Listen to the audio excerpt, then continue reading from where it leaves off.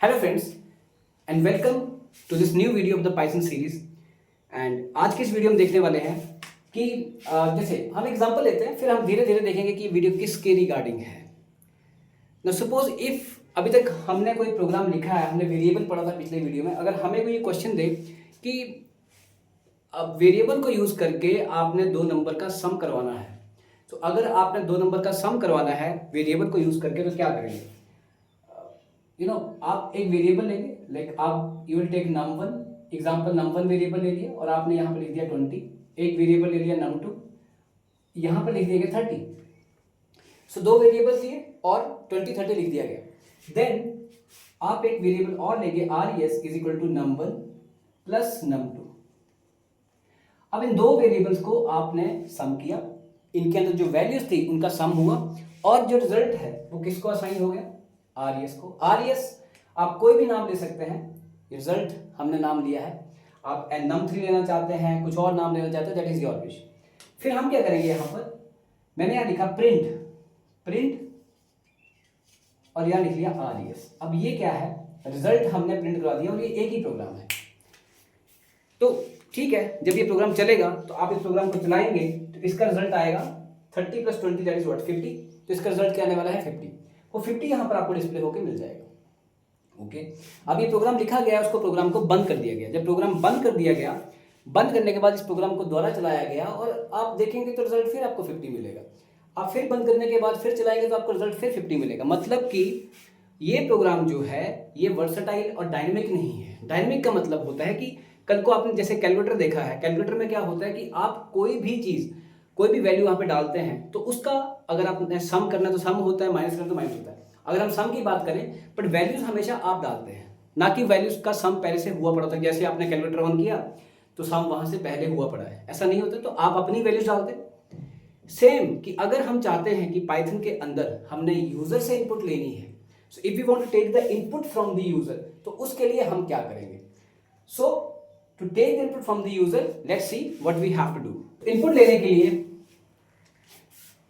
Input लेने के लिए हम क्या करेंगे? हम यहां पे लिखेंगे कोई वेरिएबल, जैसे num1 लिखा इज इक्वल टू हम लिख लेंगे इनपुट। इनपुट क्या है? एक फंक्शन है। आप यहां पे लिखेंगे एंटर फर्स्ट नंबर। अब यहां पर जो लिखा जा रहा है कि एंटर फर्स्ट नंबर, तो ये आप कोई भी मैसेज देना चाहते हैं आप दे सकते हैं। यहां पर दिया जा रहा है एंटर फर्स्ट नंबर सिर्फ, और यहां पर इनपुट फंक्शन लिखा गया। सो जो नंबर यहां पर आप, ये इसलिए लिखा जा रहा है ताकि यूजर यहां पर नंबर डाल सके। तो आप इस प्रोग्राम को जब रन करेंगे, तो रन जब करेंगे तो आप देखेंगे आउटपुट स्क्रीन पर कर्सर, जो कर्सर होगा वो ब्लिंक कर रहा होगा। जो कर्सर होगा वो ऐसे करके ब्लिंक कर रहा होगा, लिखा होगा एंटर फर्स्ट नंबर के बाद ब्लिंक कर रहा होगा। ओके, फिर एक नंबर तो एंटर हो गया, अब अगला हो गया मतलब करवाएंगे। num2 वेरिएबल लिया इज इक्वल टू यहां पर लिखा इनपुट, और इनपुट यहां पर लिखा एंटर सेकंड नंबर।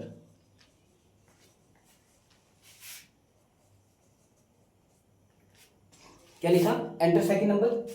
फिर मैंने लिखा यहां पर जो भी वेरिएबल आपने लेना है ले लिया, RES is equal to num1 plus num2 and then print RES।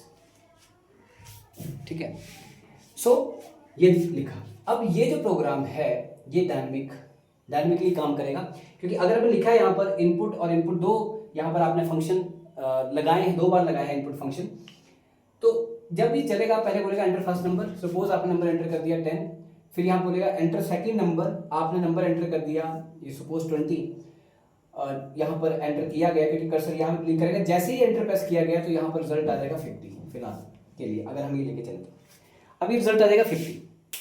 तो ठीक है, अब इस प्रोग्राम को आपने बंद कर दिया, पर इससे पहले एक और चीज है। क्या रिजल्ट सच में 50 आएगा? नहीं, रिजल्ट आएगा 10 20। अब इसका क्या रीजन है? ये 10 20 इकट्ठा क्यों आने वाला है ऐसे 10 20? इसका रीजन ये है कि पाइथन के अंदर अगर आप इनपुट लेते हो, इनपुट फंक्शन लेते हो, तो जो वो इनपुट लेता है वो स्ट्रिंग की फॉर्म में लेता है। किस फॉर्म में लेता है? स्ट्रिंग फॉर्म में। मतलब अगर आपने 10 लिखा है तो वो इस तरह से लिया जा रहा है, और अगर आपने 20 एंटर किया है तो इस तरह से लिया जा रहा है।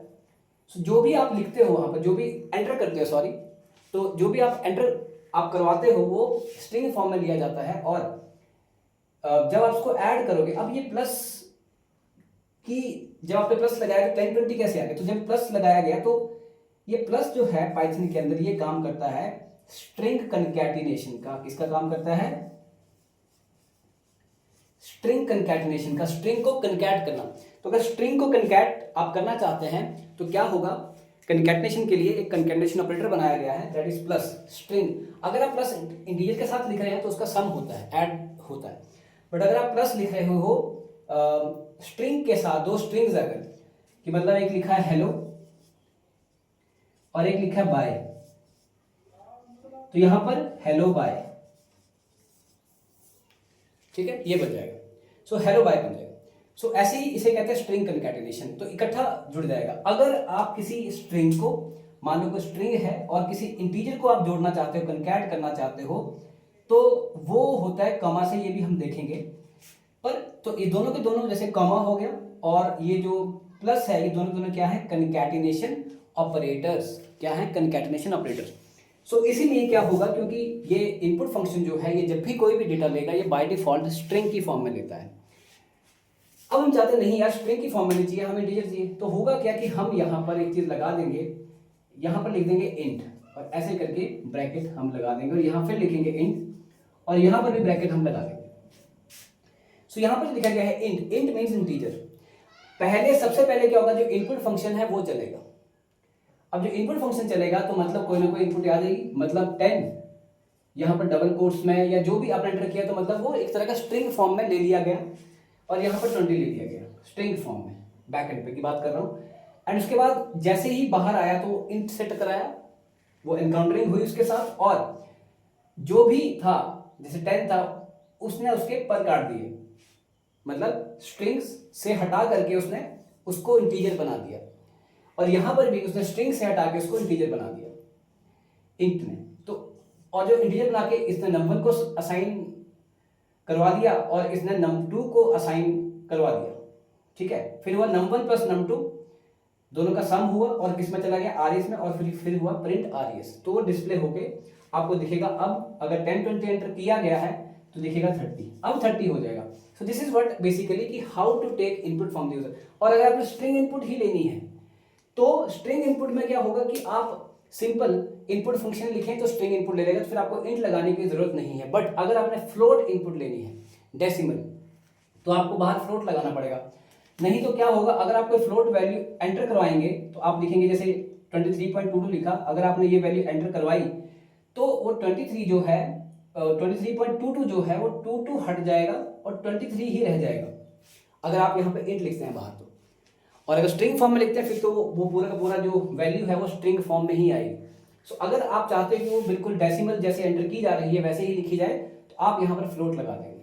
सिर्फ इतना सा है कि how to take input from the user. अभी के लिए इतना ही, बाकी अगली वीडियो में हम देखेंगे। Thank you very much.